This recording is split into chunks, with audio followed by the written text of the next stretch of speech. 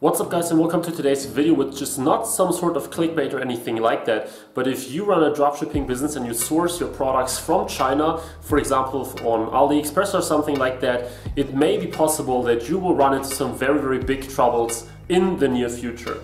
Now, you probably know that there is an agreement between the United States and China, and this is the reason why the current e-packet, which many of you guys are probably using, is so insanely cheap. So you basically, the prices to ship something from China to the United States, even if it's just a small item, is normally like $10, $15 or more than that. But with ePacket, the price is in fact $1.50, and the reason is that the United States are paying the majority of the shipping costs for China. So they subsidize China in order to make it cheaper for people in the US to, or in this case for you as a dropshipper, to bring products from China to the United States, which means in the end it's cheaper to ship a product from Shenzhen, for example, to New York than it is to ship a product within New York to another address in New York, which is kind of crazy. The reason why they set this whole thing up is that when they did it, China was just an emerging economy, they were still weaker, and they wanted to increase sales. But now obviously this is kind of ridiculous because China is now super big, they are the biggest export country in the world, and what Trump just said like 2 days ago, he said, this is a mistake, we cannot continue like that, they're destroying our local businesses and things like that, and the taxpayer is paying too much, so he wants to stop this whole agreement. He released some sort of, I don't know, something like a law, but it has different names, where the president just goes ahead and does it by himself, and he basically said we need to stop that, so this should stop as soon as possible. And I think this is what will most likely happen. So there were a lot of times where people were saying, dropshipping dies or whatever, dropshipping from China dies. But this is now really a point where, of course, not dropshipping as a whole will die, but at least the way it is done right now, importing cheap products from China for like $3, this is not going to work anymore as soon as this goes into effect. Because let's say you import something for $3, then you pay $10 shipping on top of that, or $15. Now suddenly the product costs around $20 and you have to sell it for at least $35 or $40 in order to make a profit with ads and everything like that. So this will of course be almost impossible, because then people will probably say this is too expensive for me, I will just buy it locally or whatever. And or of course you have to even further step up your marketing game to still justify the price. So this will be very hard to do.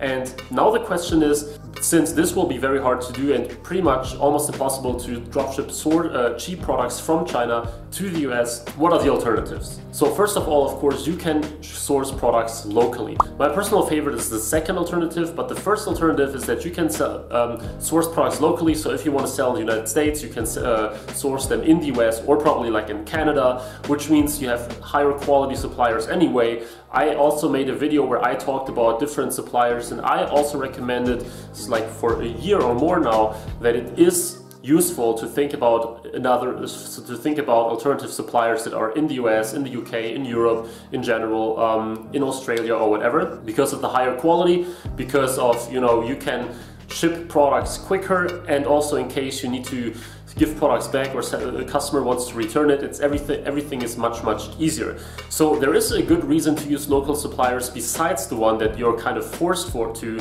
and this is, like I said, quality, time, and all these kind of things. However, the second alternative, which is also, you can also apply to the first one, but the second one is that you simply stick with high ticket items. And the reason why this makes sense is, imagine you source a product for like $100 and you sell it in the United States for like $400 or $300. Suddenly the shipping fee of like $10, $15, $20, $30, depending on the package of course, is not that much anymore. So while it's almost impossible to be profitable dropshipping a $3 item from China if the shipping fee is $15, it's not the case with a $100 or $200 product. In fact, this is exactly what I did with my biggest high-ticket store so far. I was buying products for like $200 from China with DHL Express. It was super expensive, but because I sold these for over $500, it was still highly profitable. And this is exactly what you can do as well when you switch to high-ticket dropshipping. Of course, you can also still combine it with local suppliers, so that now you have the best out of both worlds. You have the higher margins and you have quality and faster shipping and all these kind of things. But the point is, in my opinion, you have to switch to either one of those two strategies to avoid this whole thing. Now, I don't say that you have to do this immediately, but you should have something in place, like you should have a plan. You should probably start adding products to your store that you source in one of the two new ways if you want, because if you just continue, you know, dropshipping small, cheap items on AliExpress, and then in 2 months, 3 months, 4 months, whenever it will take place, whenever this will happen, suddenly you will stop selling because all the prices get so crazy expensive. So this is what I'm saying here, guys. You should focus on one of those two strategies. Of course, there are other possible things that you can do, but these are the most obvious ones, the ones that I recommend. And you should think about this early before you see your whole business shut down because of exactly that. Now, I just want to tell you one other thing. I actually prepared a high ticket, you know, live training for quite some time now, and I just wanted to tell you that if you're interested in high ticket in general, you know, how to source, sell, market products for like $200, $300, $500, $700 or more, because one of my most successful Google Ads students, he is selling products for over $1,000. If you want to learn that, I prepared a live training. It's still not entirely done yet, but you can basically register for the early bird list. So you can go to a landing page that I've linked in the description, and there you can basically sign up for the early bird. And once I have this free live training done, I will just notify you. In the meantime, I will also give you some other tips on high ticket selling, like on sourcing and all the things that I just mentioned, and basically helping you with the transition to high ticket. Of course, like I said, it's not mandatory that you do that. You can still go with local suppliers and everything will be fine. But in the end, it's up to you which of these two things you want to do, or whether you want to do something totally different. So this was it for today's video. Like I said, no clickbait, actually a real situation, something that can be very bad for many dropshipping stores. I hope that you liked that. I hope that this was helpful. If it was, then please leave a like and please subscribe to this channel for more e-commerce, dropshipping, marketing information in the future. Thanks again. Thanks a lot for watching this video. Really appreciate it. And I will hopefully see you in the next video. If you want to learn more about high ticket selling, then don't forget to check the link in the description, and bye bye.